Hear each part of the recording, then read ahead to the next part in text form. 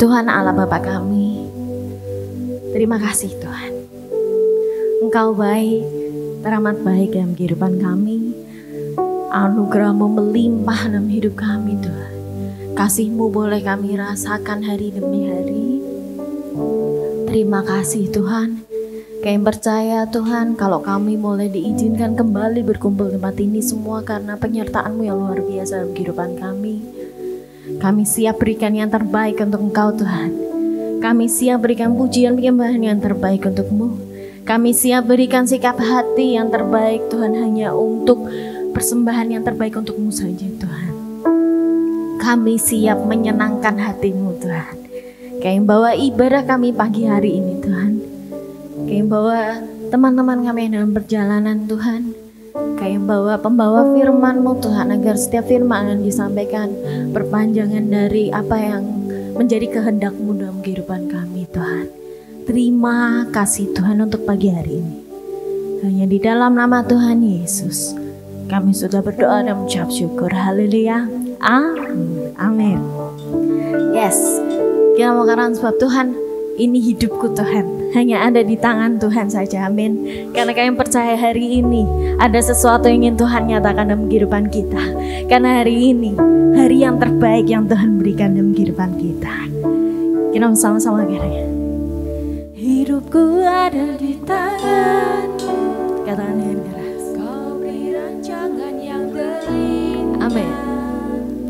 Tanya yang baik saja yang ku terima, walau tubuhku diremukkan, walau jiwaku tergoyah. Karena kami mau tetap memuji Engkau Tuhan. Pujianku takkan terhenti, sebab Roh-Mu yang beri kekuatan, Roh-Mu yang memberi penghiburan. Amin. Akan ku ikut salib-Mu, cukuplah kasih setiamu. Ku bertahan, Kau buatku teguhkan. Katakan, ku mau bersyukur sama-sama kita. Ku mau tetap bersyukur, senantiasa bersyukur.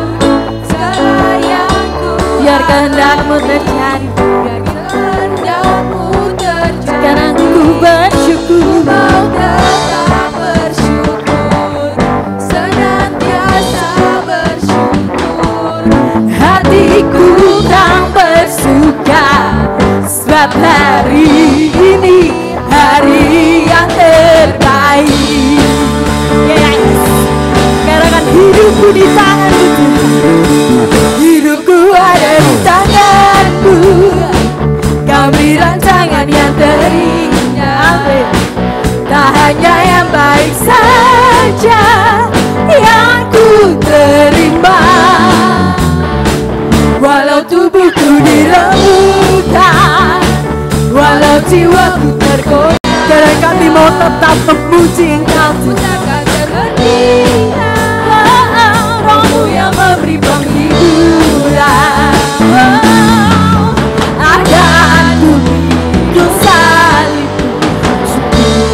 Kasih setiamu, ku bertahan, Kau buatku teguhkan imanku. Ku mau tetap bersyukur, senantiasa bersyukur. Segala yang ku alami, biar kehendak-Mu terjadi. Ku mau bersyukur, mau tetap bersyukur, senantiasa bersyukur. Hatiku tak bersuka, sebab katakan hari yang terbaik. Kita mengarahkan sebab Tuhan, kasih setia-Mu itu selalu cukup sepanjang. Akan ku cukuplah kasih setia-Mu, kasih setia-Mu. Ku bertahan, Kau buatku teguh. Katakan, akan ku ikut salib-Mu, akan ku ikut salib-Mu. Lah kasih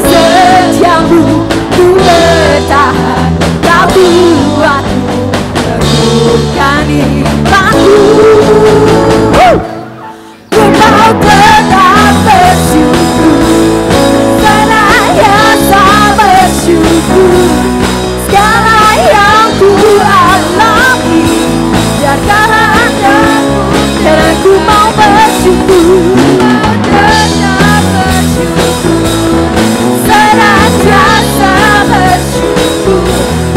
Hatiku kau bersuka, sebab hari ini hari yang terbaik. Dengan iman katakan, sebab hari ini hari yang terbaik. Sebab hari ini hari terbaik. Sebab hari ini hari yang terbaik. Sebab Tuhan ajaib dan besar dalam kehidupan kita. Amin. Kita menyatakan ajaib kau Tuhan. Engkau agung perkasa, engkau raja di atas segala raja. Ajaib kau Tuhan. Amin. Agung dan perkasa. Lebih keras, engkau sumber kekuatan, engkau sumber kemenanganku. Layak berkuasa, memerintah selamanya. Yesus keras, Yesus kaulah Raja mulia. Kiranya sebab tak terbayang kebesaran-Mu, tak terbayang kebesaran-Mu, dan tak terbanding kekuatan-Mu Tuhan. Kau mengasihiku segenap jiwa kami, segenap jiwa dan pengharapan. Telah ku serahkan untuk rencana-Mu Tuhan. Kau Raja atasku, hanya Engkau, hanya Kau yang layak ditinggikan.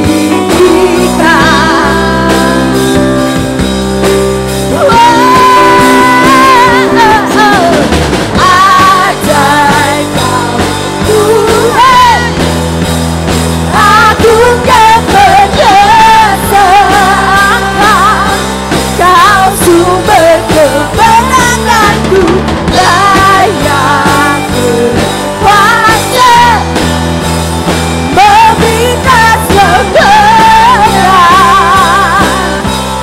Yesus, karena ajaib kau Tuhan, ajaib kau Tuhan, agung dan perkasa.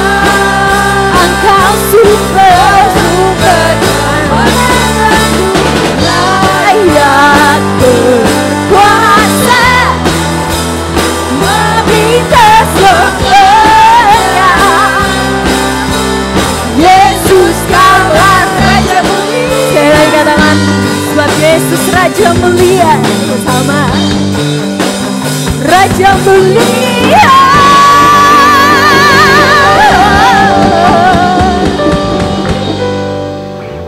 Yes, dikatakan di lagu tadi bahwa Tuhan selalu ada dalam setiap langkah kita. Amin. Tuhan mengiringi apapun yang kita kerjakan. Sekarang giliran kita untuk selalu percaya bahwa jalan Tuhan ini baik dalam kehidupan kita. Sekarang giliran kita percaya bahwa Tuhan, rencana-Mu Tuhan, itu yang terbaik dalam setiap kehidupan kami. Katakan bahwa Tuhan, ajar kami berserah Tuhan. Jagai mata kami, jagai hati kami Tuhan. Dalam setiap hidup kami Tuhan, Kau menyatakan bahwa Engkau besar Tuhan. Dalam setiap musim dalam kehidupan kami, Kau menyatakan Engkau setia dalam kehidupan kami Tuhan.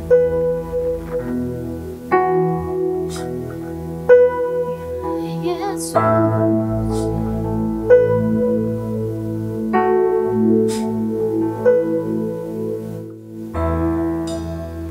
ajarku berserah, kuasai mataku, Yesus, bawa Kau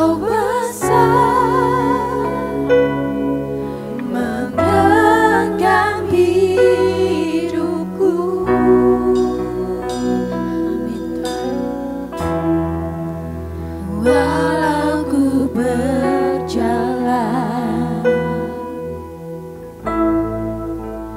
di lembah yang gelap, tenang jiwaku, sebab Kau besertaku. Yesus Tuhan, kadang selamatku hidup, selamatku hidup. Ini pernyataan kami Tuhan. Apapun musimku, kami mau percaya, ku percaya kebesaran-Mu, kekuatanku di dalam-Mu. Ku serahkan hidupku, akui Engkau Tuhan, akui kuasa-Mu, ku serukan kebesaran-Mu. Masa depanku terjaga di tangan-Mu. Lebih lagi katakan, ajar kami berserah kepada Engkau.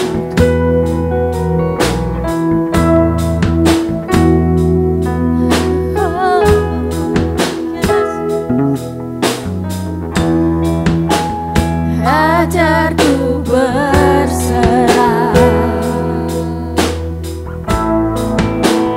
kuasai mataku, Engkau besar, bahwa Kau besar,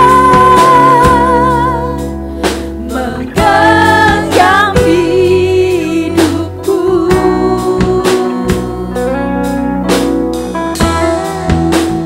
Walau ku berjalan di lembah yang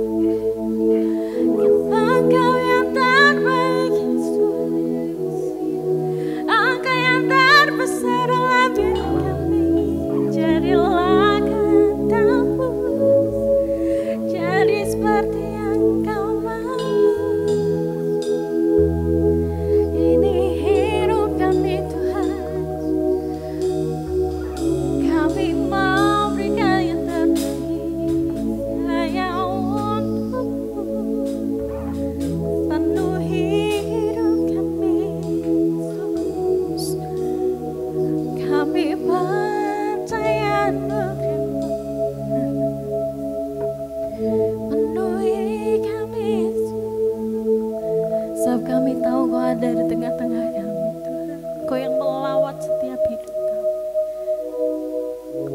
Engkau yang berkuasa atas hidup kami Tuhan. Jadilah seperti apa yang Engkau mau dalam kehidupan kami.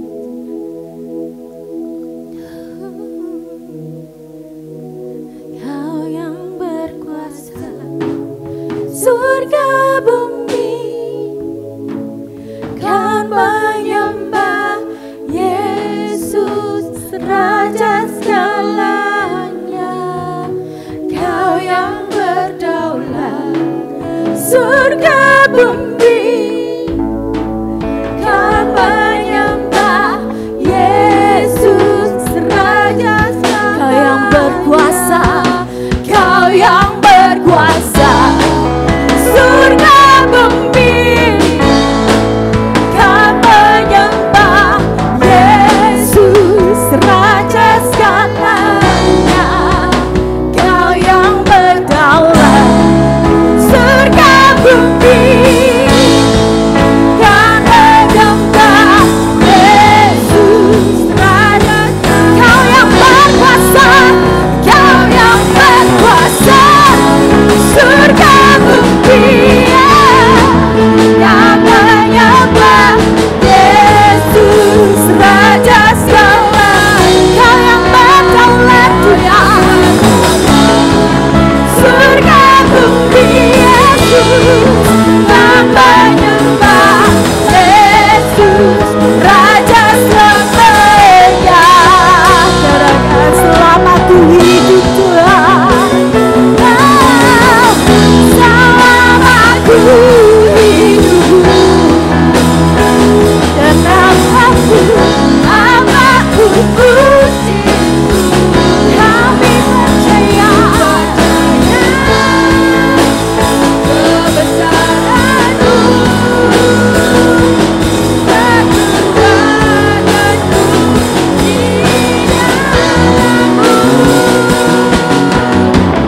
Ku serahkan hidupku,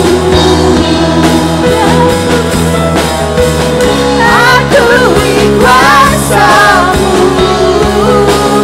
Ku serukan kebesaran-Mu,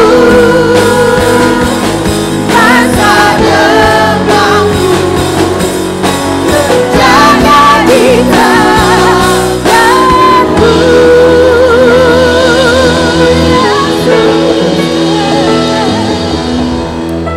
Kembali kami bersyukur buat pagi hari ini Tuhan.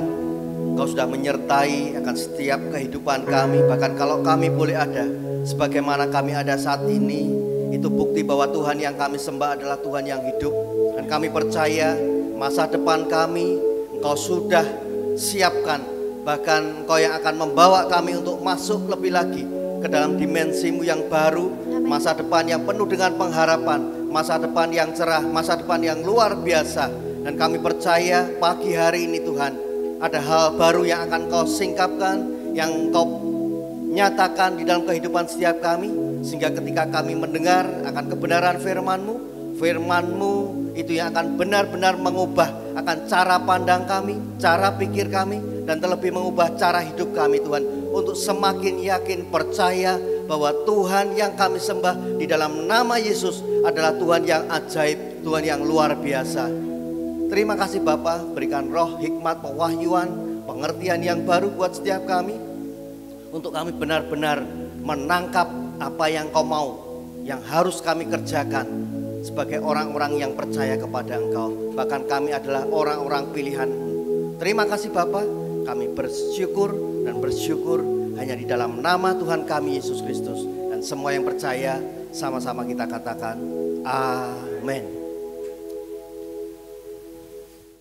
Ya, shalom, puji Tuhan. Bapak Ibu Saudara, pagi hari ini kita akan sama-sama belajar kebenaran firman Tuhan. Sepanjang bulan November ini kita memiliki tema yang luar biasa, yaitu Transforming People's Paradigm, atau mengubah paradigma orang-orang yang ada di sekitar kita. Bapak Ibu Saudara,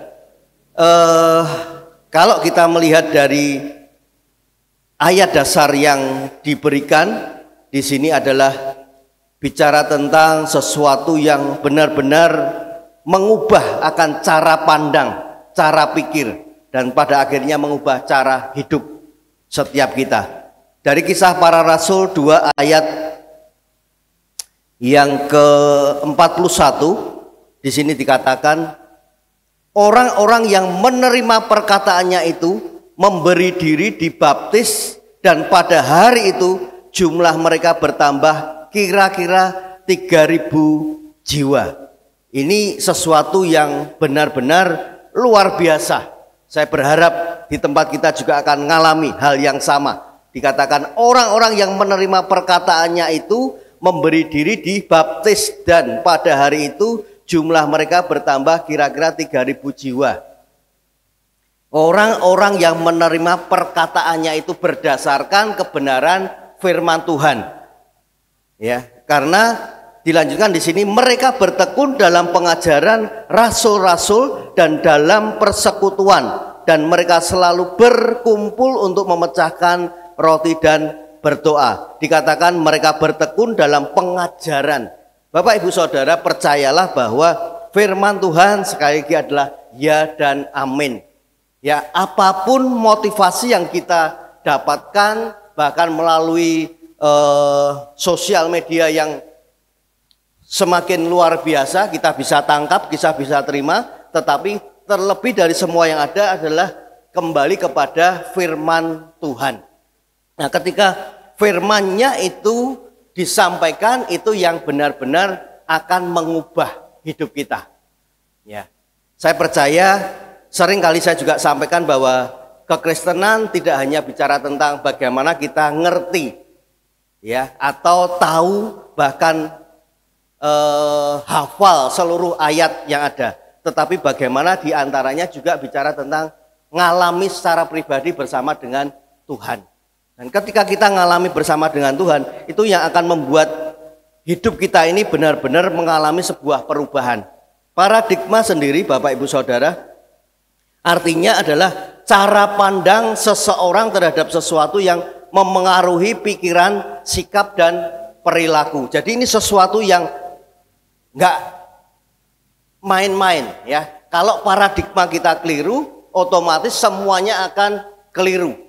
Ya, seperti ketika kita menetapkan sebuah perjalanan, ketika kita berdiri dan kemudian kita sedikit bergeser, padahal kita mau lurus ke depan, dari yang hanya beberapa mungkin senti saja, kita akan bergeser dan itu akan semakin jauh. Nah, saya mendorong setiap kita, ayo mulai Bapak Ibu Saudara, siapkan hati kita untuk terus ada di dalam kebenaran firman Tuhan.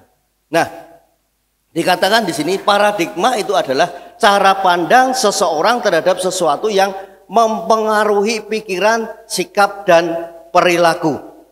Nah, paradigma juga diartikan sebagai sebuah kumpulan konsep, pola pikir atau kerangka berpikir yang digunakan untuk memandang sesuatu yang terjadi. Nah, sehingga kalau itu keliru di awal, itu akan fatal, Bapak Ibu Saudara. Bahkan ada beberapa yang mengatakan bahwa kalau ikut Tuhan itu sudah pasti diberkati. Ya, saya setuju dengan hal ini. Hanya seringkali berkat yang disampaikan di sini adalah bicara tentang berkat, bicara tentang sebuah keberhasilan di dalam pelayanan, kemudian berdasarkan harta dan kesuksesan secara duniawi. Nah, saya katakan firman Tuhan mengajarkan bahwa kekayaan duniawi bukanlah ukuran utama berkat Tuhan. Ya. Saya ulang, firman Tuhan mengajarkan bahwa kekayaan duniawi bukanlah ukuran utama berkat Tuhan. Karena apa? Markus 8 ayat 36 mengatakan, apa gunanya seorang memperoleh seluruh dunia tetapi kehilangan nyawanya. Jadi Tuhan itu sangat luar biasa karena sudah mendesain setiap kita sebagai orang-orang pilihannya itu benar-benar sesuai dengan destiny yang Tuhan tetapkan di dalam kehidupan kita. Saya yakin, seringkali saya juga sampaikan bahwa kalau hari ini saya boleh ada sebagaimana ada saat ini, sebagai seorang hamba Tuhan, sebagai seorang gembala, saya benar-benar mengalami bagaimana sebuah perubahan konsep pikir saya ketika beberapa puluh tahun lalu, ya sebelum saya mengenal Tuhan dan belum menjadi seorang hamba Tuhan, itu sangat berbeda dengan apa yang sekarang saya sudah tahu, bahwa sekali lagi bahwa Tuhan adalah Tuhan yang luar biasa yang kita sembah di dalam nama Yesus. Saya ingat bagaimana ketika perubahan itu terjadi, di mana saya sempat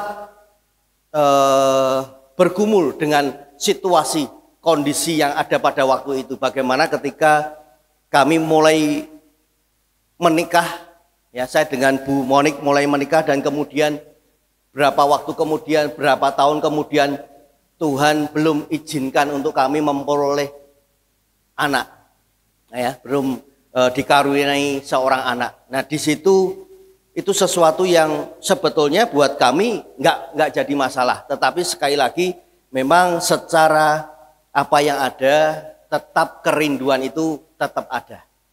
Tetapi itu bukan menjadi sebuah konsentrasi kami, tetapi memang sekali lagi yang namanya bukan konsentrasi pun tetap mengusahakannya. Ya. Nah walaupun diizinkan atau tidak itu sekali lagi urusan Tuhan. Tetapi sekali lagi Bapak Ibu Saudara, di mana ketika satu hari hal itu semua akhirnya tersingkap dan Tuhan nyatakan dengan caranya yang ajaib. Dan satu hari ketika saya ada di salah satu seorang hamba Tuhan yang bergerak di bidang batik, dan beliau menuliskan sebuah ayat firman, ya ditulis dengan corak batik.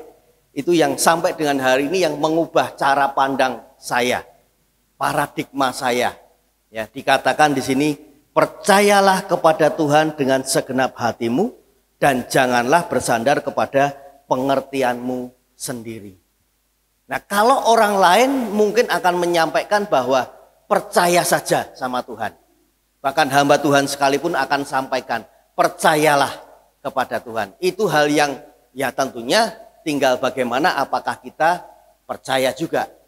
Tetapi sekali lagi, kalau semuanya sumbernya dari kebenaran firman Tuhan, itu yang akan benar-benar mampu dan bisa mengubah paradigma kita, cara pandang kita, cara pikir kita, dan pada akhirnya ya mengubah cara hidup kita. Tadi saya katakan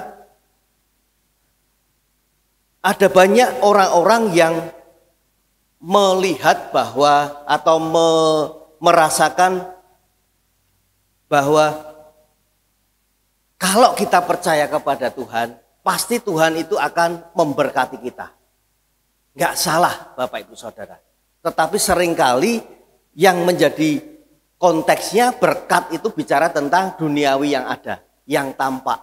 Nah sehingga ketika kita diizinkan ngalami yang namanya sebuah masalah, kita lupa kalau kita punya Tuhan yang luar biasa. Nah, tadi di Markus 8 ayat 36 dikatakan, apa gunanya seorang memperoleh seluruh dunia tetapi kehilangan nyawanya. Di sini Paulus bahkan menulis bahwa ia belajar mencukupkan diri dalam segala keadaan, baik dalam kelimpahan maupun dalam kekurangan. Itu di dalam Filipi 4 ayat 11 sampai 12. Nanti Bapak Ibu Saudara bisa baca di rumah. Paulus benar-benar mencukupkan diri dalam keadaannya. Sementara apa yang menjadi pergumulannya itu tidak mudah. Tetapi Paulus tetap yakin, percaya, dan melakukan apa yang jadi bagiannya. Nah sehingga dampak yang salah dari paradigma ini adalah cara pandang yang membuat mentalitas materialisme yang menyesatkan orang untuk mengejar kekayaan daripada mencari kerajaan Allah terlebih dahulu. Ini yang seringkali terjadi. Ya, baik itu bicara tentang harta atau kedudukan, ya, dan posisi di mana kita ingin mencapainya. Nah, ketika kita diberkati, kita mengalami sebuah progres, kita bisa berkata bahwa Tuhanku luar biasa. Tetapi ketika tidak kunjung tiba apa yang menjadi kerinduan kita, menjadi keinginan kita lupa, ya. Bagaimanapun juga bahwa Tuhan kita ini punya rencana yang jauh lebih besar dari apapun yang ada di dalam hati dan pikiran kita. Dan ketika kita mencoba untuk merekonstruksi kembali ya cara pandang kita, Bapak Ibu Saudara. Kita akan bisa belajar untuk benar-benar mengalami secara pribadi bersama Tuhan dengan cara-caranya yang ajaib. Temanya sekali lagi Transforming People's Paradigm, atau kalau secara setahun tahun 2024 ini kita bicara Kingdom Influence, ya, bagaimana kita menjadi pengaruh, ya. Kita ini warga kerajaan. Nah, tentunya ya harus ada pengaruh yang baik untuk orang-orang yang ada di sekeliling kita, orang-orang yang ada di sekitar kita. Nah, hari ini kita akan sama-sama belajar dua hal. Yang pertama, kita akan lihat dari Amsal 4 ayat 23. Amsal 4 ayat 23. Dikatakan, jagalah hatimu dengan segala kewaspadaan, karena dari situlah terpancar kehidupan. Bapak Ibu Saudara, kalau mencoba menelaah, ya, kembali merenungkan akan firman Tuhan ini sesuatu yang sebetulnya itu esensi di dalam kehidupan kita secara keseluruhan, ya. Jagalah hatimu dengan segala kewaspadaan, karena dari situlah terpancar yang namanya kehidupan. Artinya ketika kita dalam kondisi bersukacita, kita juga harus tentunya menjaga hati kita dengan segala kewaspadaan yang ada. Demikian juga ketika kita sedang mengalami yang namanya duka cita, kita pun juga harus tetap menjaga hati dengan segala kewaspadaan. Karena dari situlah terpancar yang namanya hidup kita.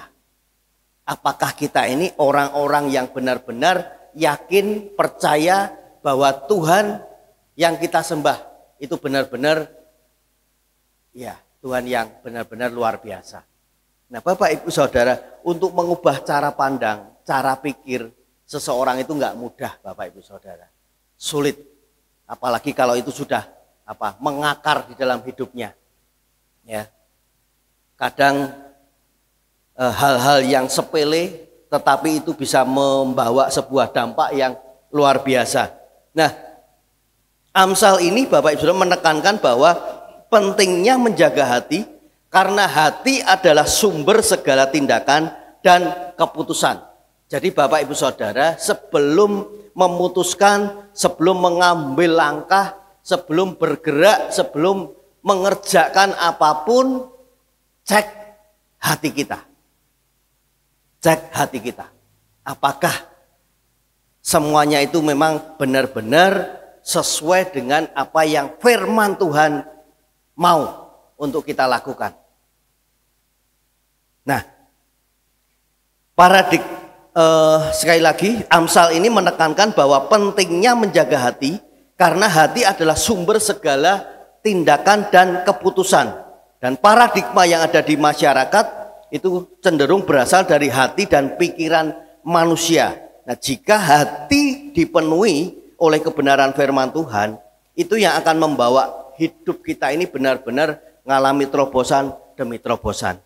Untuk itu hal pertama yang harus kita lakukan adalah semuanya dimulai dari yang namanya hati. Paradigma dimulai dari hati. Tadi Amsal 4 ayat 23 ya, mengatakan jagalah hatimu dengan segala kewaspadaan, karena dari situlah terpancar yang namanya kehidupan. Apakah kita hari-hari ini benar-benar masih dan tetap percaya bahwa kita ini menyembah Tuhan yang benar-benar dahsyat, yang luar biasa? Jangan hanya ketika kondisi sukacita kita berkata bahwa Tuhan memang dahsyat. Tetapi ketika kita diperhadapkan dengan semua, baik itu hal-hal yang tidak mendukung kita, ya, baik di dalam pekerjaan, pelayanan, aktivitas kita, tetapi apakah kita masih bisa berkata bahwa Tuhan adalah Tuhan yang luar biasa?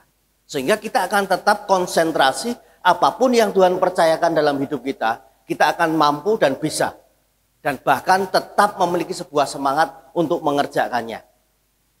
Saya tadi sempat diingatkan dari Mazmur 119 ayat yang ke 113 dikatakan di sini, orang yang bimbang hati ku benci, tetapi Tauratmu ku cintai.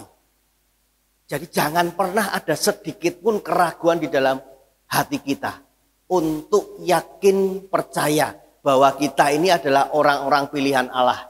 Kita ini orang-orang yang menang. Orang-orang yang lebih daripada seorang pemenang, bahkan dikatakan seperti itu.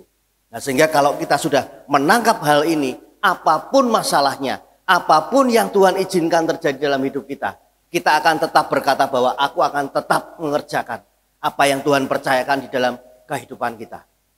Bapak Ibu Saudara, hal pertama yang kita bisa lakukan adalah dimulai dari hati kita. Coba kita baca Yohanes 4 ayat yang pertama. Yohanes 4 ayat yang pertama ini sampai yang ke-26 saya akan bacakan secara cepat. Karena ini memang sebetulnya sesuatu yang sangat penting untuk kita ketahui. Dikatakan ini percakapan dengan perempuan Samaria. Ketika Tuhan Yesus mengetahui bahwa orang-orang Farisi telah mendengar bahwa ia memperoleh dan membaptis murid lebih banyak daripada Yohanes, meskipun Yesus sendiri tidak membaptis melainkan murid-muridnya, ia pun meninggalkan Yudea dan kembali ke Galilea. Ia harus melintasi daerah Samaria, maka sampailah ia ke sebuah kota di Samaria yang bernama Sikar, dekat tanah yang diberikan Yakub dahulu kepada anaknya Yusuf. Di situ terdapat sumur Yakub,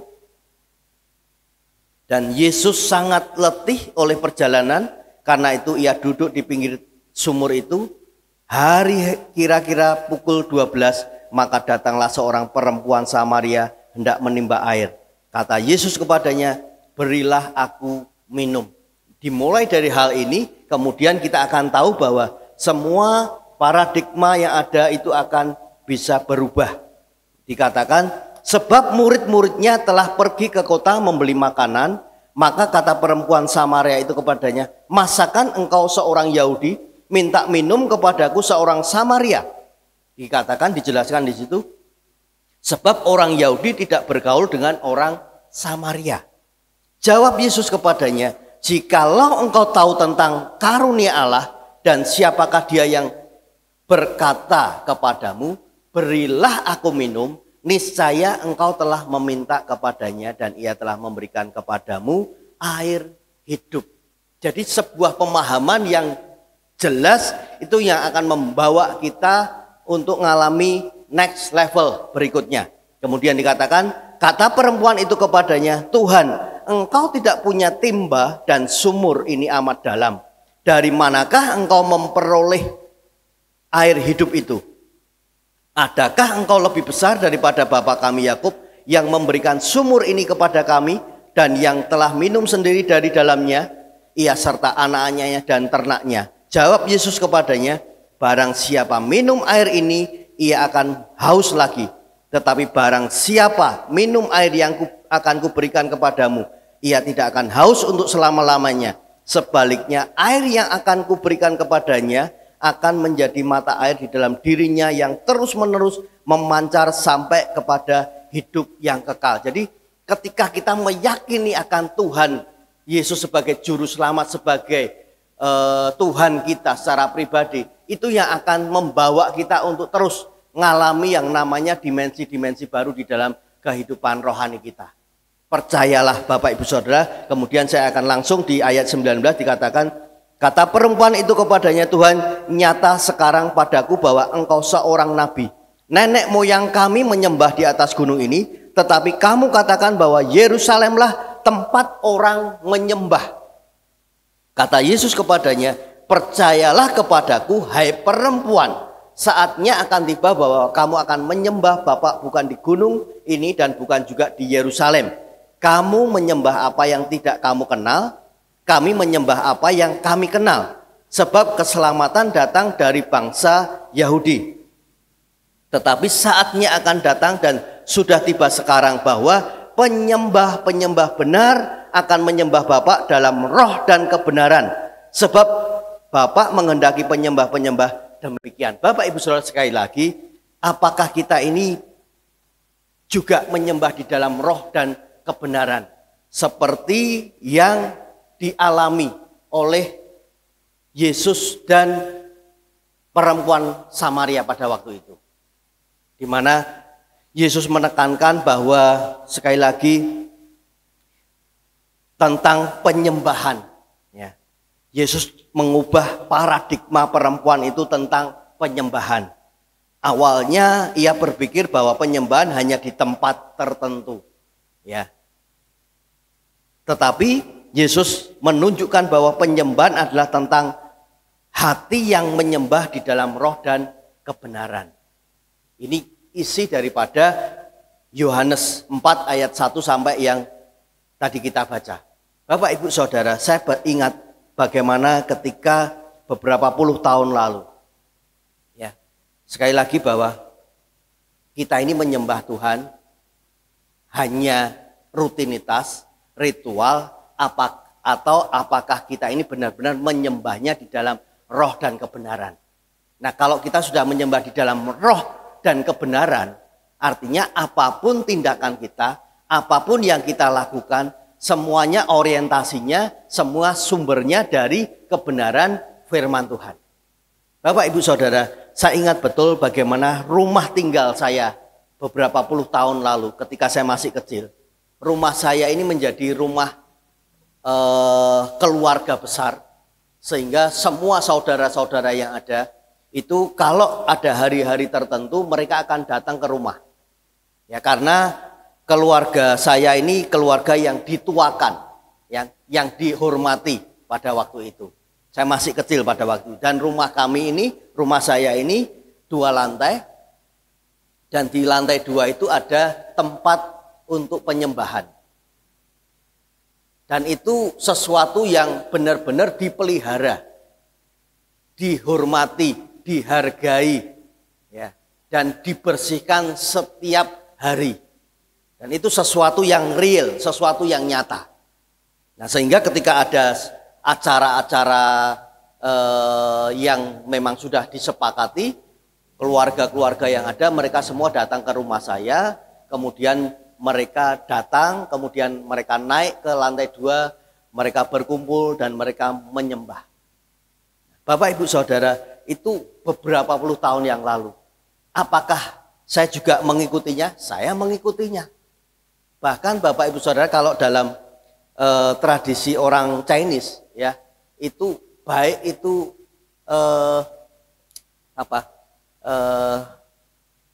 ritualnya atau liturginya dalam menyembah yang disembah, ya, penyembahannya itu harus jongkok, kemudian paikui, ya, kalau ya menyembah.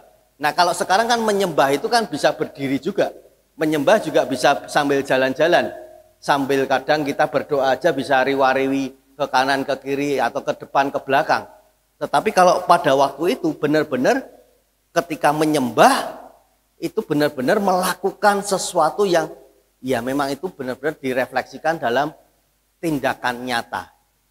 Dan itu kalau menyembah itu benar-benar minimal 3, kemudian bisa sampai 12 kali.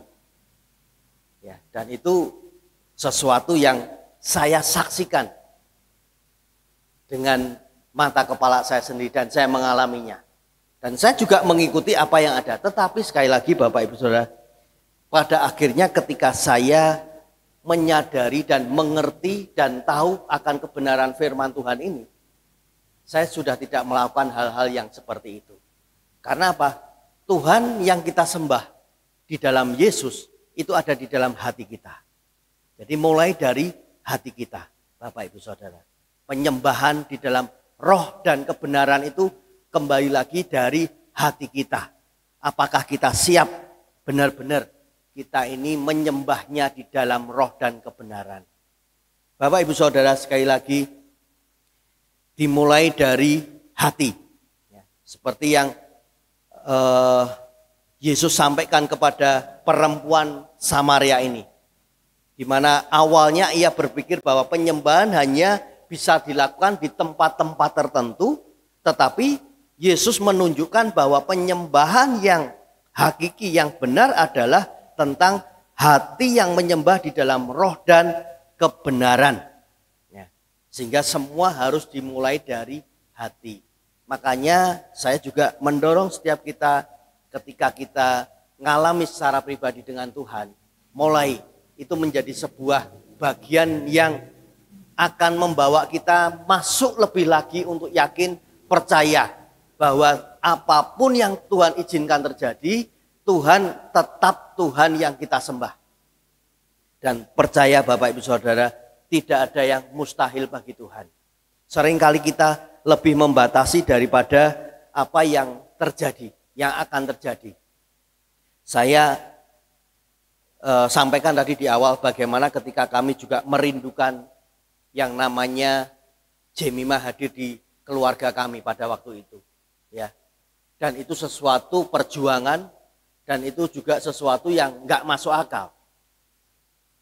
Saya sampaikan bahwa semua terjadi itu bukan karena apa yang kami kerjakan. Memang ada bagian yang saya lakukan, ke dokter, minum obat, ya, kemudian lakukan beberapa hal yang ada, tetapi esensinya ketika saya menangkap akan hal ini, semua itu adalah bagian hanya sebagian kecil yang kita bisa lakukan. Tetapi prosentase terbesar adalah karena Tuhan yang mengizinkan Jemimah ada dan sampai dengan hari ini ada bersama-sama dengan kami di dalam rumah tangga keluarga kami. Dan itu sesuatu yang saya katakan bahwa kita ini nggak bisa apa-apa, Bapak Ibu Saudara. Walaupun seringkali kita berkata bahwa ya kalau nggak aku kan nggak mungkin toh ini bisa terjadi. Benar, tapi Tuhan itu yang memberi hikmat kita. Tuhan yang memakai tangan kita. Tuhan yang memakai hati kita untuk melakukan, mengerjakan semua tanggung jawab kepercayaan yang Tuhan beri. Bahkan hari ini sekali lagi saya katakan, kalau Tuhan masih mempercayakan penggembalaan ini kepada saya juga ngalami yang namanya kadang itu sampai menghadapi hal-hal yang terjadi rasanya nggak mungkin kalau saya secara pribadi untuk mengerjakannya. Tetapi saya melihat bagaimana Tuhan itu bawa untuk semakin mengerti bahwa sudah nggak usah terlalu banyak dipikir. Yang penting adalah lakukan apa yang jadi bagianmu, selebihnya aku yang akan mengerjakan. Saya ingat tadi malam ketika Bu Monik sempat melihat sebuah podcast, ya. Ini saya lihat cukup menginspirasi juga, ya, di mana anak ini sebetulnya nggak yakin dengan Tuhan. Bahkan teman-temannya katakan orang yang nggak percaya sama Tuhan. Tetapi satu saat ketika Tuhan lakukan sesuatu, dia ini saya katakan walaupun kondisinya dia masih ketemu dengan banyak orang-orang yang secara duniawi itu mengerikan, ya, orang-orang yang di depan mungkin baik, di belakang nggak baik seperti itu. Tetapi dia mengalami sebuah terobosan cara pandang, cara pikir, cara hidup yang benar-benar luar biasa di dalam Tuhan. Dia tetap yakin bahwa kalau Tuhan mengizinkan aku bisa seperti sekarang ini, itu karena Tuhan. Dia bilang seperti itu. Dan Tuhan pakai dengan cara yang luar biasa.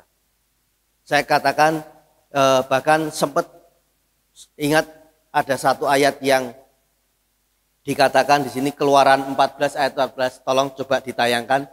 Keluaran 14 ayat 14. Ini buat kita semua yang mungkin hari-hari ini sedang ngalami tekanan, ya, ngalami yang namanya sesuatu yang rasanya kok sulit untuk kita ini bisa ngadepi.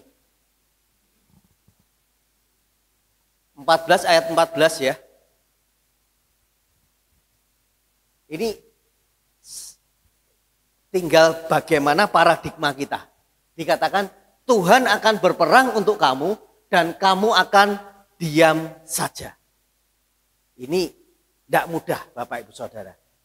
Bagi orang-orang yang sedang mengalami problem, masalah, tekanan. Tetapi Tuhan katakan di sini bahwa Tuhan akan berperang untuk kamu dan kamu akan diam saja. Nah, yakin enggak? Percaya enggak? Nah, itu kembali kepada diri kita masing-masing. Saya sangat yakin dan sangat yakin. Apapun yang terjadi ke depan, kalau Tuhan sudah membawa kita sampai hari ini, itu artinya bahwa Tuhan akan tetap menuntaskan destiny yang Tuhan taruh di dalam hidup kita masing-masing. Makanya gereja kita sekali lagi punya moto, we help you to fulfill your destiny. Ya, artinya kita ini akan membantu, membawa setiap kita yang ada di dalam komunitas gereja GBI Rock untuk menemukan destiny dalam hidup kita masing-masing. Nah, yang kedua, Bapak Ibu Saudara, yang kedua, paradigma itu akan berubah melalui apa? Transformasi pola pikir. Kalau yang pertama tadi apa? Dimulai dari hati. Ya. Yang kedua, melalui transformasi pola pikir. Roma 12 ayat 2 dikatakan, janganlah kamu menjadi serupa dengan dunia ini, tetapi berubahlah oleh pembaharuan budimu, sehingga kamu dapat membedakan manakah kehendak Allah, apa yang baik, yang berkenan kepada Allah, dan yang sempurna. Nah, kalau kita nggak memahami hal ini, Bapak Ibu Saudara, saya katakan kita harus terus giatlah di dalam persekutuan bersama dengan orang-orang kudusnya. Artinya bahwa kita harus benar-benar giat di dalam proyek-proyek Tuhan di gereja kita. Ya, saya katakan di sini, sehingga kamu dapat membedakan manakah kehendak Allah, apa yang baik, yang berkenan kepada Allah, dan yang sempurna. Bukan atas dasar pikiran kita pribadi, tetapi hikmat yang Tuhan taruh di dalam kehidupan kita. Sehingga kita bisa membedakan manakah, Pak, ya kan masa enggak bisa atau Pak, bedakan mana sing benar, mana yang salah. Saya katakan, itu sepertinya mudah Bapak Ibu Saudara. Tetapi kalau kita salah melangkah, menurut kita itu benar, tapi menurut Tuhan tidak. Nah, itu yang akan berdampak kepada waktu-waktu yang terbuang. Waktu-waktu yang mubasir yang akan kita alami. Nah, sehingga ayo libatkan Tuhan terus di dalam hidup kita apapun itu. Bahkan ketika kita mau berangkat menuju ke gereja sekalipun, kita berdoa, kita yakin, kita percaya, kita serahkan, tiba di tempat dengan selamat.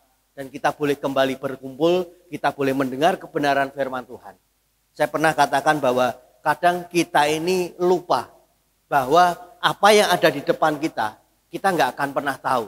Tetapi yang pasti bahwa kita tahu Tuhan kita tahu apa yang ada di depan kita. Nah, seringkali ketika kita merasa semuanya bisa, kita berangkat aja, kita lakukan aja. Tapi kita nggak pernah tahu apa yang akan terjadi berikutnya. Ya, saya sempat katakan beberapa waktu lalu ketika seseorang mau berangkat menuju ke satu tempat, ya seringkali tidak seperti yang diharapkan. Bapak Ibu Saudara kalau masih ingat beberapa tahun yang lalu ada pesawat yang jatuh dan itu membawa banyak rombongan turis domestik dan beberapa orang yang akan berlibur ke kalau enggak Bali, Singapura pada waktu itu.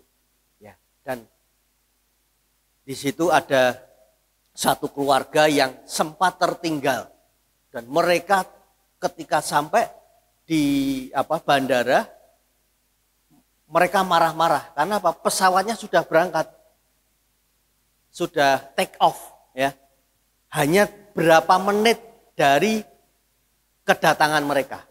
Nah, mereka teriak-teriak, mereka marah-marah. Bahkan Ya, dikatakan di situ sampai mengumpat lah, sampai mau menuntut lah dan sebagainya.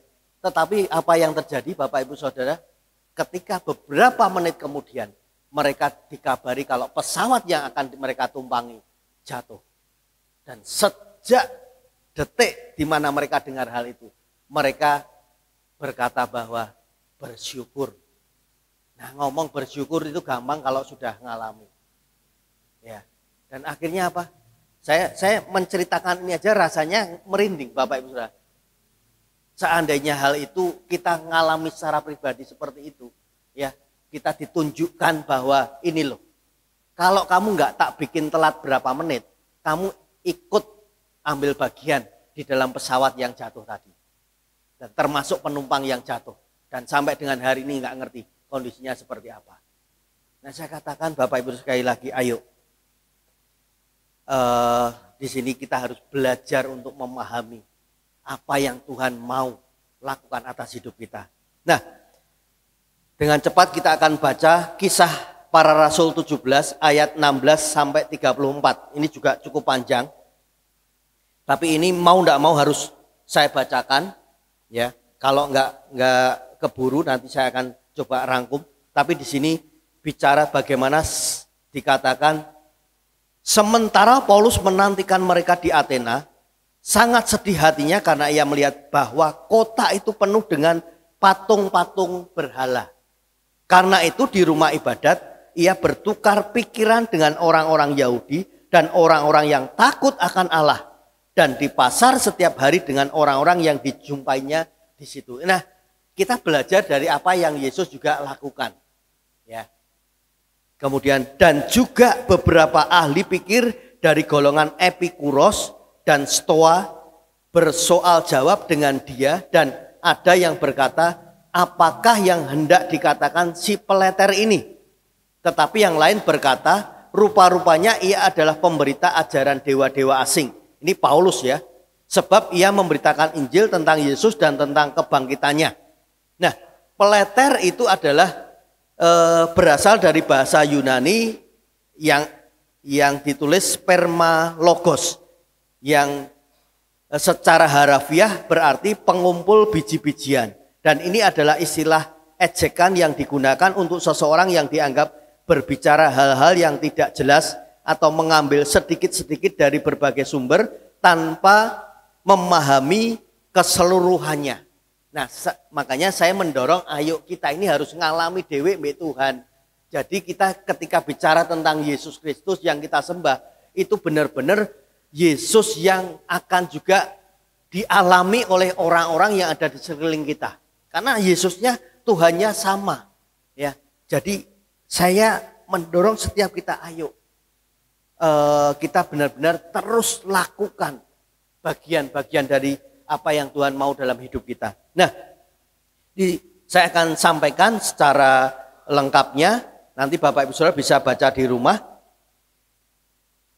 Paulus ini mengubah paradigma orang-orang Yunani pada waktu itu yang menyembah berhala dengan memperkenalkan Allah yang benar, Sang Pencipta langit dan bumi. Ya, jadi ini sesuatu di mana Paulus benar-benar menyampaikan apa yang dialaminya secara pribadi bersama Yesus. Percuma kita menyembah, seperti yang tadi saya saksikan ketika saya lakukan beberapa puluh tahun lalu di rumah saya juga ikut menyembah. Itu patung yang ada di dalam sebuah meja, altar, dan kemudian kami ini keluarga, orang-orang ketika datang bawa macam-macam makanan. Nah, giliran makanan selesai itu yang menjadi tujuan utama sebetulnya buat saya. Karena apa? Begitu diturunkan kita makan bersama. Pada zaman itu Bapak Ibu Saudara, yang namanya klengkeng itu mahal harganya.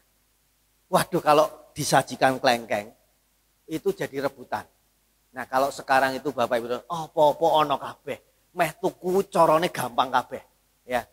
Nah, apalagi kalau klengkeng. Pada waktu juga ada yang namanya, kalau saya ngomong leci, ya. Nah, itu juga hal yang mahal. Kecuali kalau yang disajikan apa? Biasanya di altar itu. semangka. Itu enggak jadi sebuah tujuan. Ya, tapi yang tadi leci, kelengkeng, jeruk, buah pir itu juga Bapak Ibu. Mungkin anak-anak zaman sekarang enggak ngalami hal ini. Saya ngalami hal itu pada waktu itu. Dan itu menjadi sebuah tujuan utama ketika ngikuti. Dan saya enggak ngerti apa yang saya lakukan. Yang penting orang tua lakukan, saya ngikuti. Seperti itu. Nah, jadi Bapak Ibu Saudara, ayo kalau kita mau ngalami kingdom influence, ya kita masih ada 1 bulan ke depan di bulan Desember untuk mengakhiri tahun 2024 ini. Ya, yang pertama kita harus lakukan dengan mulai dari hati kita. Dan yang kedua, melalui transformasi atau perubahan pola pikir kita. Kita yakin, kita percaya bahwa Tuhan yang kita sembah itu benar-benar nyata. Nah, kalau nyata itu berarti sesuatu yang hidup. Ada yang sampaikan kemarin bahwa kok menyembah Tuhan yang hidup. Lawong Tuhan aja kan nggak kelihatan. Yang hidup-hidup aja kelakuannya nggak seperti yang Tuhan lakukan, katanya seperti itu. Ya, artinya kita ini orang-orang Kristen yang ada. Makanya menjadi orang Kristen berapa lama pun itu nggak jadi jaminan. Ya, tetapi bagaimana hari ini kita meyakini bahwa Tuhanku Tuhan yang luar biasa. Tuhanku Tuhan yang ajaib. Nah, konklusinya saya sempat tulis, mengubah paradigma manusia adalah proses yang dimulai dari hati dan pikiran yang diperbarui terus oleh kebenaran firman Tuhan. Makanya Bapak Ibu Saudara, jangan jauhkan diri kita dari persekutuan-persekutuan yang ada. Ya, baca firman. Saya juga bersyukur kalau Bu Ervi di sini juga ikut TSOP, walaupun katanya, wah jane ini ora bagianku Pak, katanya gitu. Ya, tetapi kalau Tuhan akhirnya izinkan mengikuti The School of Preaching, karena mengajarkan bagaimana kita ini menyampaikan, membawakan firman Tuhan untuk orang-orang yang ada di sekeliling kita. Nah, tidak ada salahnya belajar, digunakan atau tidak, itu pasti bermanfaat. Karena semua asalnya dari kebenaran firman Tuhan. Makanya jangan tinggalkan persekutuan kita ini dari orang-orang kudus atau orang-orang komunitas di mana kita ini dibawa untuk mengalami terus bersama dengan Tuhan. Makanya yang lalu saya sudah putuskan, kita tidak ada streaming ya secara langsung, tetapi kita akan tetap tayangkan bagi yang mungkin mau lihat lagi atau yang mau lihat karena kemarin tidak bisa datang ibadah, silahkan mengikutinya di YouTube yang ada. Tetapi saya mendorong bahwa setiap ibadah yang ada, hadirlah kalau memang masih bisa. Nah, ini contoh paradigma yang salah juga. Lah minggu-minggu ya Pak, jamnya pas jam rame kerjaan. Saya katakan kalau secara manusia kayaknya nggak salah. Ya, karena kerjanya jamnya sama. Tapi kalau kita mau menyediakan waktu sejenak, kita ibadah jam berapa? Jam 9 sampai jam paling setengah 11. Berarti 1,5 jam. Kita dengar firman Tuhan aja cuma paling 50 menit. Ya, tapi saya katakan itulah sesuatu yang esensi yang harus kita tangkap. Ibrani 10 ayat 24 dan 25. Ini yang mendasari saya pada akhirnya stop streaming. Ya, walaupun ya kita nggak tahu nanti ke depan kalau Tuhan izinkan ada pandemi yang lain lagi, mau nggak mau kan kita mesti harus juga tetap ibadah. Nah, caranya memang melalui online. Tapi selama kita masih bisa hadir di tempat ini Bapak Ibu Saudara, atau di tempat lain di mana kita pada waktu itu berada, lakukan, hadir, datang. Enggak hanya lihat video, enggak hanya lihat YouTube. Karena ketika kita konsentrasi melihat YouTube, kita bisa sambil ngemil, kita bisa sambil minum yang lain, kita bisa ke dapur, kita bisa banyak hal. Contoh yang paling sering kita lihat adalah ketika kita adakan Zoom meeting. Ya, yang buka on cam itu cuma beberapa orang. Kenapa? Ya ditinggal sambil kerjaan. Yang penting kan aku dengar toh Pak, tahu Pak isinya. Iya, tahu isinya. Tapi esensinya beda. Kenapa dikatakan di sini? Dan marilah kita saling memperhatikan supaya kita saling mendorong dalam kasih dan dalam pekerjaan baik. Janganlah kita menjauhkan diri dari pertemuan-pertemuan ibadah kita. Seperti dibiasakan oleh beberapa orang. Tetapi marilah kita saling menasihati dan semakin giat melakukannya menjelang hari Tuhan yang mendekat. Ini jelas sekali Bapak Ibu Saudara. Jadi kalau bisa lakukan, kecuali kalau memang benar-benar nggak memungkinkan. Ya. Kembali lagi hati kita yang tahu. Pak, sorry Pak, aku nggak bisa. Benar Pak, nggak bisa. Yang tahu hati kita. Apakah kita berjuang untuk bisa datang ke tempat ini? Yang lalu ketika pandemi diizinkan terjadi, ya, dan kita mau tidak mau streaming ibadah online, itu juga diusahakan oleh anak-anak yang luar biasa dari tim RPC, multimedia, ya, dan itu cukup lama. Nah, karena saking lamanya nggak ada ibadah secara onsite. Wah, yang nanya Pak kapan onsite Pak, kapan Pak onsite? Begitu giliran onsite sudah ada, gantian cari online-nya. Kan membingungkan hal seperti ini Bapak Ibu Saudara, ya kan? Kadang itu yang membuat ya saya percaya Tuhan gak gregetan ya, tapi saya itu gregetan Bapak Ibu Saudara. Kadangkala kayak kita itu sudah siapkan dengan segala fasilitas yang ada. Bahkan saya percaya Tuhan akan terus bawa kita untuk ngalami ya next level di dalam ibadah yang ada. Ya, kalau Tuhan izinkan ada drum, ya pasti Tuhan akan lengkapi dengan hal yang lain. Walaupun ya sebetulnya kan yang kemarin juga bisa toh Pak, kan gitu. Iya, saya tahu bisa, tapi ya kita nggak pernah ya mungkin ada kesalahan lah ya yang kita lakukan, tetapi kalau pada akhirnya hari ini bahkan ada ruang khusus seperti itu, berarti kita harus upgrade diri kita. Kita harus yakin, kita mempercayai, kita harus terus fight ke depan apa yang kita bisa lakukan. Karena apa? Sekali lagi, ayat ini menekankan pentingnya kehadiran secara fisik di dalam pertemuan ibadah. Untuk saling mendorong, menguatkan, dan menasehati. Kehadiran bersama menciptakan kesempatan untuk membangun hubungan yang lebih luas, mendalam di dalam Yesus, di dalam kasih Kristus. Jadi ayo Bapak Ibu Saudara, ini bangku-bangku yang kosong masih ada, ingatkan teman-teman yang ada di komsel-komsel yang ada. Ayo mulai digiatkan untuk hari ini kita ini ngalami yang namanya celebrate bersama. Merayakan bagaimana kita ini sudah disertai Tuhan sepanjang minggu ini. Ya. Saya katakan, saya setiap pagi kalau doa bareng sama Jemima dan Bu Monik walaupun di jalan juga ya, saya selalu sampaikan bahwa bersyukur kalau hari ini Tuhan beri kami kesehatan, beri kami untuk kesempatan bangun dan kami boleh masuk ada di dalam hari yang baru. Karena kita nggak pernah tahu besok apa yang terjadi, bahkan di depan yang akan terjadi seperti yang tadi kita sudah saksikan. Jadi dua hal Bapak Ibu Saudara yang kita bisa lakukan adalah alami, ya, mulai dari hati. Dan yang kedua, melalui transformasi pola pikir kita. Mindset kita harus benar-benar itu semuanya back to firman Tuhan. Kembali semua sumbernya dari firman Tuhan. Amin.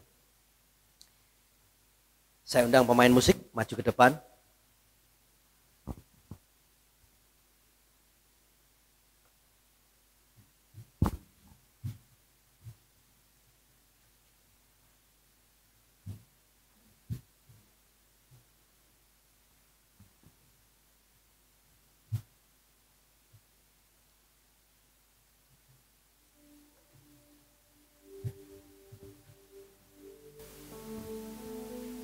capek, mari kita sama-sama bangkit berdiri. Kita akan naikkan satu pujian, kemudian kita akan berdoa.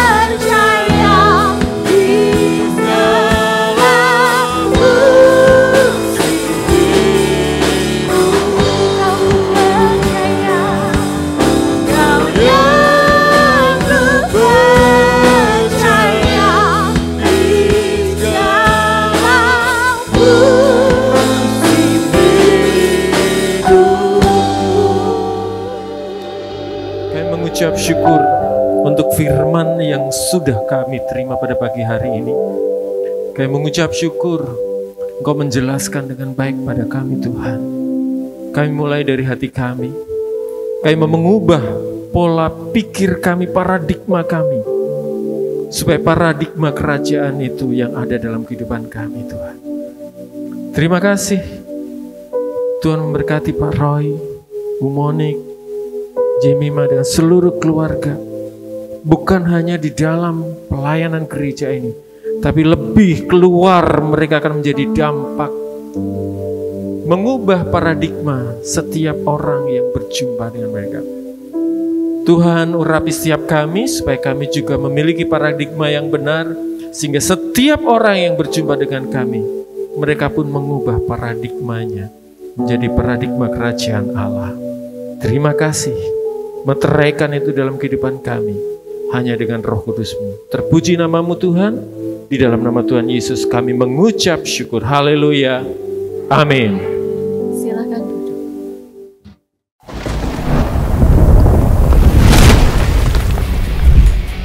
Shalom warga kerajaan, sangat senang menyambut kembali Bapak Ibu Saudara yang mengikuti ibadah secara onsite maupun secara online. Bagi Bapak Ibu Saudara yang baru pertama kali hadir di ibadah GBI Rock Semarang, selamat datang, selamat bergabung. We are glad you are home. Dan berikut adalah Rock News minggu ini.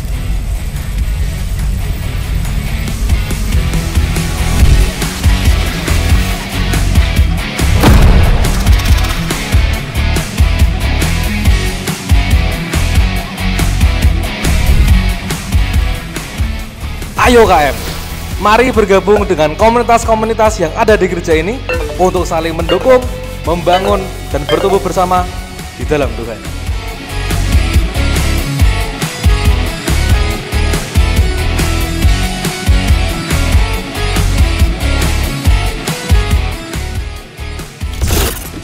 Loh, kok hilang? Guys, aku di bawah sini guys. Hah? Mari kita berdoa bersama bagi bangsa, negara, kota. Terlebih lagi, mari kita dukung pergerakan GBI Rock Semarang dan apa saja yang menjadi kerinduan Tuhan melalui gereja kita. We help you to fulfill your destiny. Kami membuka kesempatan bagi Bapak Ibu Saudara yang rindu untuk melayani Tuhan di tempat ini. Untuk informasi lebih lanjut, dapat hubungi kontak person berikut ini.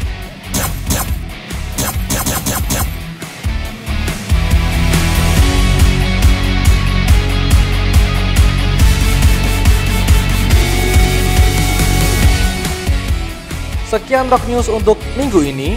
Sampai jumpa di ibadah minggu depan. Stay healthy, stay faithful, and God bless you.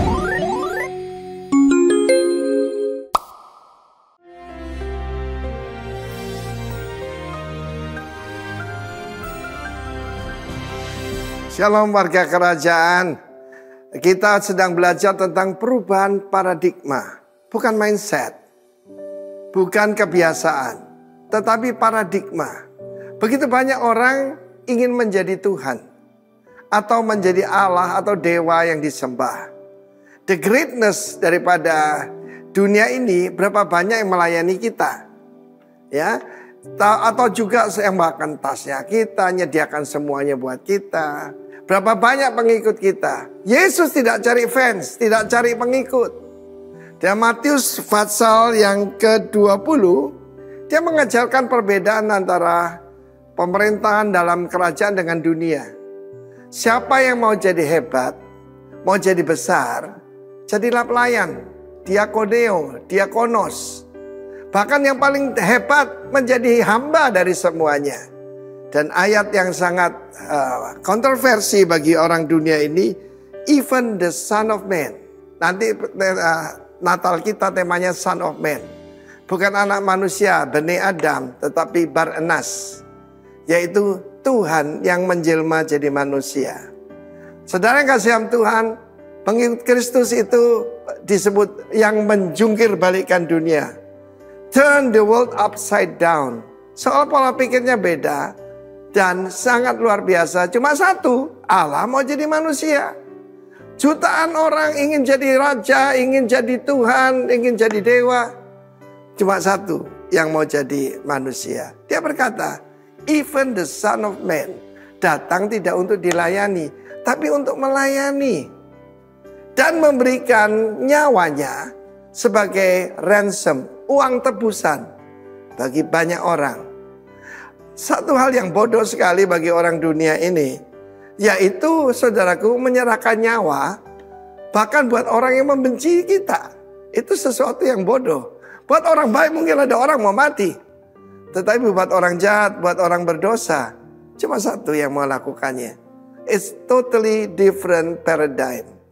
Dan kita melihat raja dan penguasa dunia ini melakukan lording, menguasai. Kita tahu berkat kepada manusia adalah berkuasa atas ciptaan Tuhan, kecuali atas manusia yang lain. Karena itu penjajahan dan semuka bumi harus dihapuskan. Dan kita lihat Yesus berkata, even the Son of Man tidak datang untuk dilayani, tapi untuk melayani dan memberikan nyawanya sebagai tebusan banyak orang. Mau berbahagia? Yesus disebut Allah yang maha bahagia. The most blessed God. Ini kuncinya. Yaitu to serve and to give. Kalau tidak percaya, silakan dicoba. Saya melayani dalam hidup saya. Saya usia saat ini hampir 30 tahun hanya untuk diri sendiri. Dan yang saya dapatkan misteri, penderitaan, kesedihan, kekosongan. Tetapi sejak saya mengikut Yesus, to serve and to give, saya mengalami barang siapa murah hati akan dapat kemurahan. Kiranya apa yang saya sampaikan ini merubah pola pikir kita, merubah paradigma kita. Sebab kalau kita tidak mengikuti Sang Raja, kita tidak akan mengalami semua janji Tuhan. Kiranya Tuhan memberkati kita semua, to serve and to give. A new paradigm. Itulah saudaraku nilai dari kerajaan Allah. God bless you all warga kerajaan. Buktikan kita berbeda. Bahwa kita datang untuk melayani seperti raja kita. Karena saudaraku, raja untuk turun gampang, tapi budak untuk naik harus injak-injak yang lain. Tuhan memberkati kita semua. Haleluya. Amin. Shalom Bapak Ibu sekalian. Ya, terima kasih untuk kesempatannya. Saya selaku panitia di sini akan minta waktunya sebentar. Kami mengundang Bapak Ibu sekalian, saudara-saudari untuk hadir di dalam acara Natal yang akan diadakan pada hari Minggu tanggal 22 Desember pukul 17. Kemudian selanjutnya kami akan update terkait kebutuhan Natal. Di sini kami membutuhkan dana Natal sekitar kurang lebih 6 juta. Kemudian kami mengucap syukur kepada Bapak Ibu Jemaat yang sudah memberikan persembahan Natal, baik melalui QRIS ataupun amplop persembahan Natal. Dan puji Tuhan sampai dengan tanggal 23 November, dana yang terkumpul berjumlah sekitar 1.725.000. Maka dana yang dibutuhkan adalah sekitar 4.275.000. Nah, biarlah Tuhan yang mencukupkan dan yang memberkatinya. Oke, selanjutnya terkait dana yang masih dibutuhkan ini, Bapak Ibu dapat menyumbang melalui transfer QRIS dengan kode unik di belakang layar yaitu 07, ataupun memberikan melalui amplop persembahan yang ada di meja belakang. Jadi amplop persembahannya ada 2 jenis. Nah, amplop persembahan Natal itu ada tulisannya. Nanti di situ bisa dituliskan persembahan maupun nominalnya. Begitu. Baik. Terima kasih. Mungkin itu dari kami kepanitiaan. Kami ucap syukur dan berterima kasih untuk persembahan yang sampai dengan saat ini sudah diberikan. Selanjutnya waktu dan tempat saya kembalikan kepada. Ya, gak terasa ya, bentar lagi sudah yang terakhir Desember. Ya, sebelumnya kita masuk ke pengumuman lain. Adakah yang baru pertama kali hadir tempat ini? Boleh angkat tangan di tempatnya? Adakah? Wah, semuanya setia, haleluya. Ya, untuk yang baru pertama kali hadir mungkin agak malu-malu mungkin. Welcome home. Untuk yang baik itu baru maupun kita semua tempat ini, kita ini keluarga di hadapan Tuhan. Jadi welcome home, karena saya juga bahagia melihat kita semua boleh berkumpul hari ini. Amin. Ya, untuk pengumuman, untuk komsel umum tetap ada di hari Selasa dan Rabu tergantung wilayah masing-masing. Tapi untuk komsel KGC akan digabung dengan acara tanggal 30. Ada apa sih 30 tuh? Hari Sabtu. Kita mau malam mingguan sama Tuhan ya. Strong Generation mengundang semua teman-teman KGC untuk hadir. Ini terbuka untuk umum. Jadi boleh ada mungkin teman kuliah, atau mungkin teman kerja, atau tetangga, atau saudara, boleh ajak semua. Tapi mohon didaftarkan terlebih dahulu, begitu ya. Soalnya ini akan berhubungan dengan konsumsi, takutnya nanti kalau datangnya membludak 1000 jiwa, kita mungkin mempersiapkannya kurang sedikit, nah nanti bingung ya kan. Ya oke. Jadi untuk yang punya ibu-ibu, bapak-bapak yang punya anak-anak juga, usia remaja, mungkin usia SMA, kuliah, boleh banget didaftarkan ke acara ini, Strong Generation, tetangga, saudara. Nah, ini akan diadakan hari Sabtu tanggal 30 dari mulai jam 3:30 sampai jam 8. Tenang saja, kebutuhan rohani maupun jasmani semua terpenuhi. Tapi pendaftaran akan ditutup tanggal 27. Ya, jadi pendaftaran akan ditutup di hari Rabu tanggal 27 November. Jadi mohon diperhatikan untuk semua, ini boleh terbuka untuk umum sekali lagi. Sekarang sudah yang mendaftar mungkin sekitar 200 jiwa. Ya, jadi yuk buru-buru daftarin saudaranya kah, temennya, boleh, teman kerja juga boleh, ketemu di jalan, kenalan, diajak, boleh juga gitu ya. Haleluya. Strong Generation Sabtu 30 November pukul 3:30 sore sampai jam 8 malam gitu ya. Jadi komsel akan digabung dengan ini. Khusus komsel KGC saja. Untuk umum tetap berjalan sesuai dengan wilayah masing-masing. Begitu. Lalu pengumuman berikutnya untuk ibadah minggu depan. Oke, tanggal 1 Desember. Tak terasa sudah awal bulan kembali, akan dilayani oleh Bapak Gembala kita, Pastor Roy Cahyadi. Yuk sama-sama kita mau siapkan hati lebih lagi.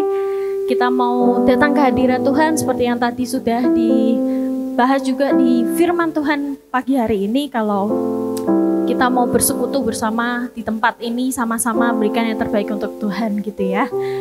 Di Kingdom Generation pukul 9 pagi, jadi mohon hadir kembali, akan ada perjamuan kudus juga.